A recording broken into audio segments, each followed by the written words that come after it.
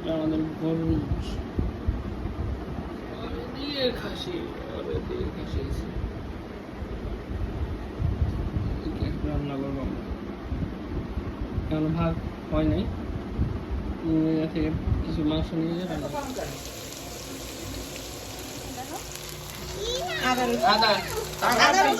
আদা রসুন পেস্ট এটাকে দিয়ে দিচ্ছি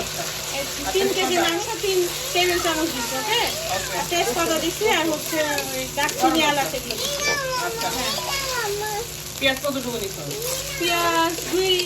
2 কাপ একদম ফুল পেঁয়াজ একটু কম হয়ে গেল পেঁয়াজ বাবু একে বড় মতো হলুদ দিচ্ছি হলুদ দিয়ে দিচ্ছি হ্যাঁ তোমার ভিডিও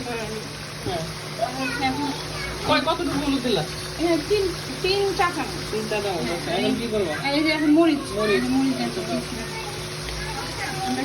কতটুকু মরিচ দিব হ্যাঁ এই রকম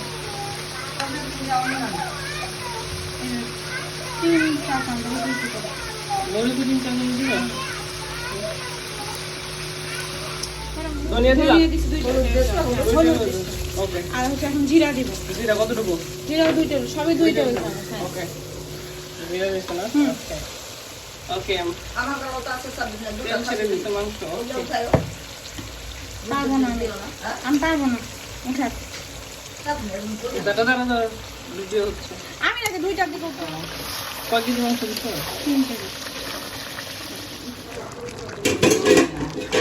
ঢেকে দিচ্ছ নেড়ে দিয়ে ঢেকে দিচ্ছ নেড়ে দিচ্ছ ঢেকে হ্যাঁ দিচ্ছ নেড়ে দিচ্ছি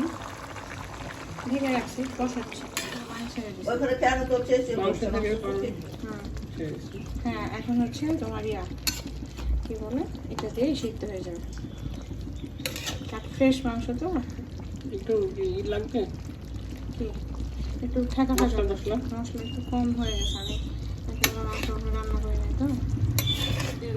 তেল উঠে গেছে মানে রান্না খুব ভালো হয়েছে তেল জড়েছে তার মানে রান্না ভালো হচ্ছে এটা আমার নাম বলতো বুঝলা কেমন লাগছে ওকে চলো চলো